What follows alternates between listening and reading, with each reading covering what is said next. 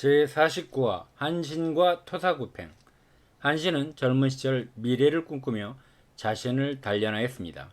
난세를 대비하여 병법을 익히고 주변이 조롱해도 흔들리지 않는 멘탈을 가진 인물이 되었습니다.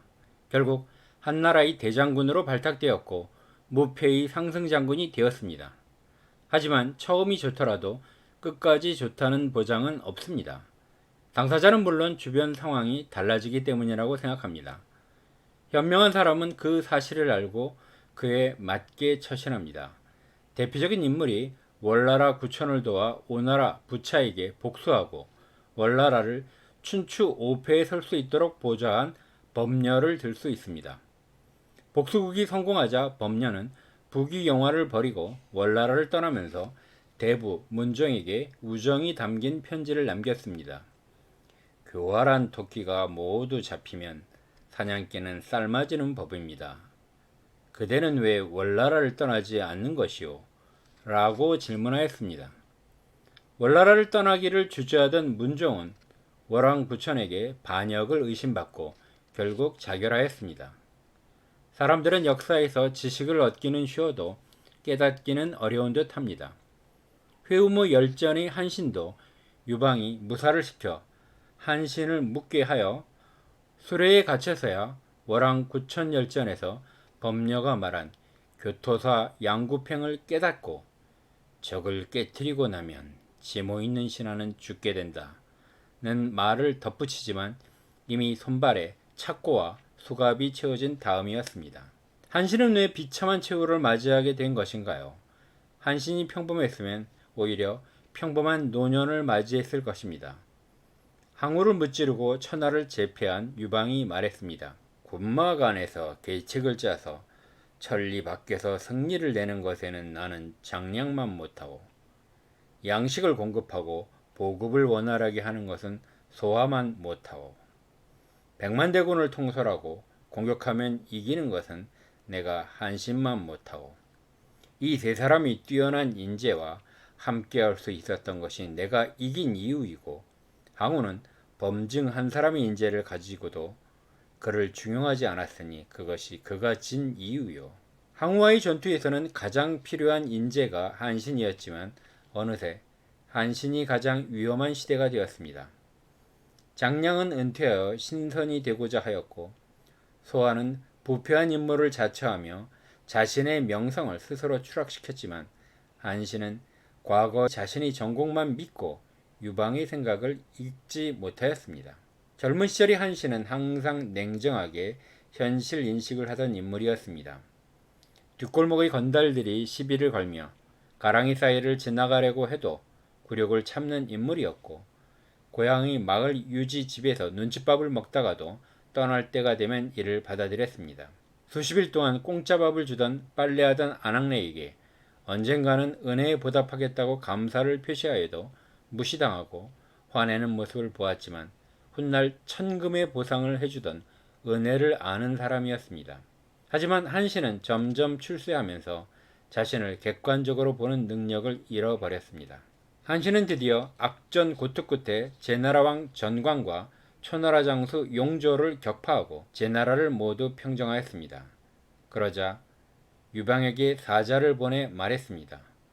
제나라는 거짓과 속임수가 많고 변제를 잘하는 나라인데다 남쪽으로 초나라와 국경을 맞대고 있습니다. 임시로 왕을 세워서 진정시키지 않으면 정세가 안정되기 어렵습니다. 신을 가왕으로 삼아주시면 모든 일이 순조로울 것입니다.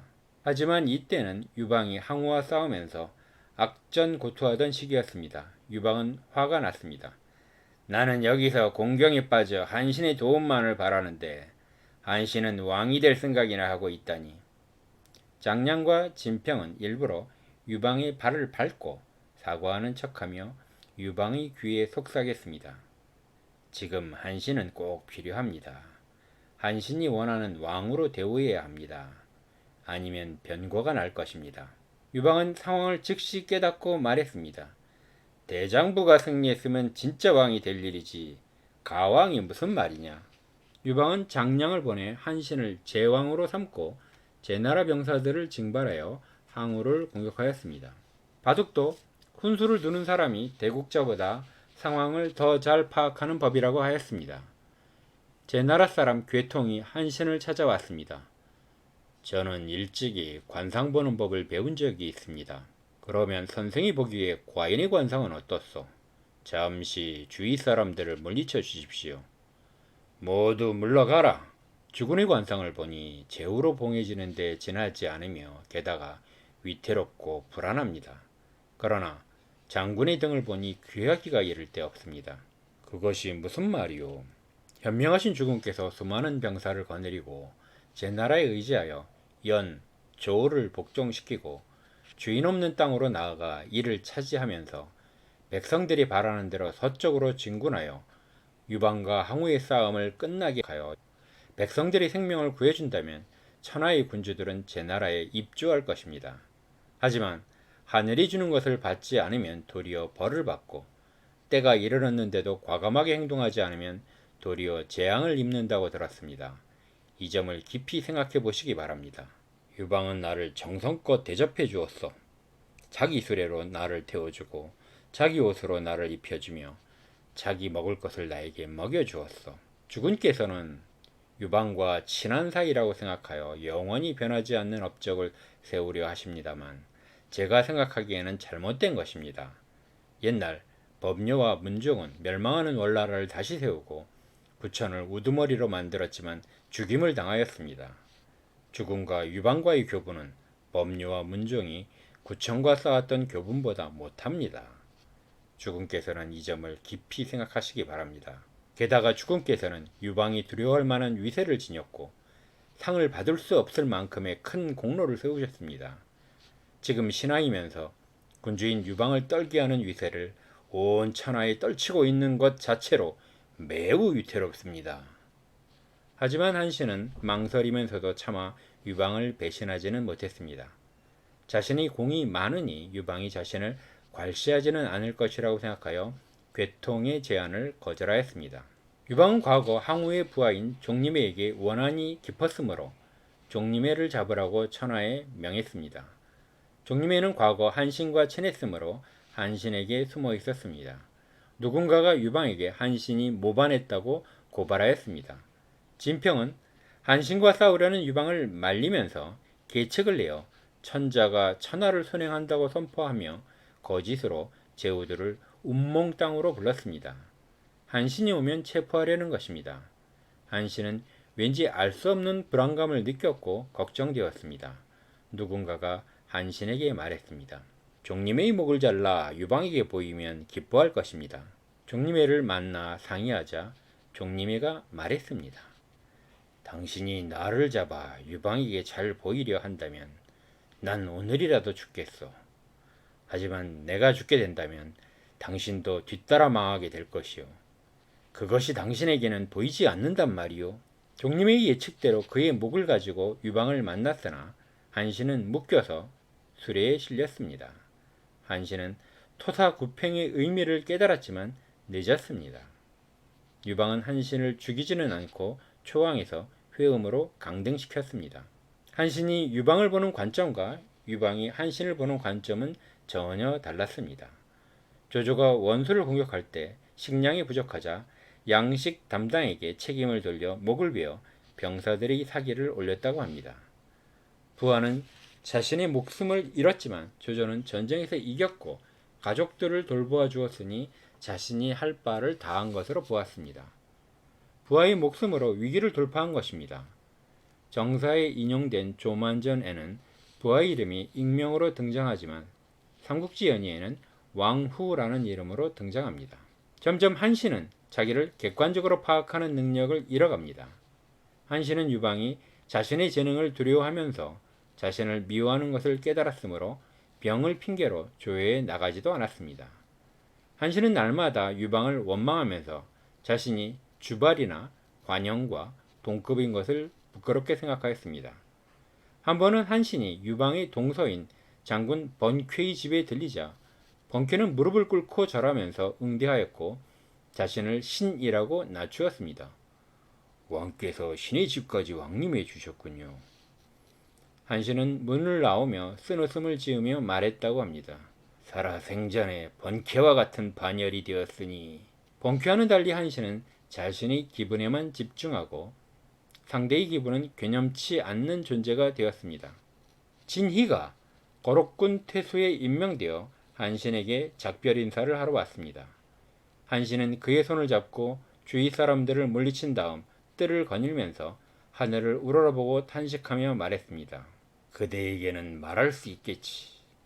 그대와 상의하고 싶은 것이 있어. 장군께서는 명령만 내리십시오. 그대가 부임하는 곳은 천하의 정예부대가 모여있는 곳이요. 그리고 그대는 폐하께서 믿고 아끼는 장수요. 누군가가 그대가 모반했다고 하더라도 폐하께서는 믿지 않을 것이요. 그러나 그런 통보가 2번 온다면 폐하께서는 의심할 테고 3번 오면 반드시 화를 내며 직접 칠 것이요. 그때 그대와 내가 힘을 합친다면 천하를 도모할 수 있을 것이요. 삼가 말씀대로 하겠습니다. 진희가 모반하자 유방은 장수가 되어 직접 평정하러 출전하였습니다. 한신은 병을 핑계로 따라가지 않고 가신들과 짜고 밤에 거짓 조서를 내려 각 관하의 죄인들과 관노를 풀어주고 이들을 동원하여 반란을 일으키려고 하였습니다. 각기 맡을 부서가 정해지고 진희의 회담만을 기다리고 있었습니다. 이때 한신이 가신 가운데 한신에게 죄를 지은 자의 아우가 여후에게 신고하였습니다. 여후는 소하와 상의한 다음 한신을 속여 입궁하도록 하였습니다.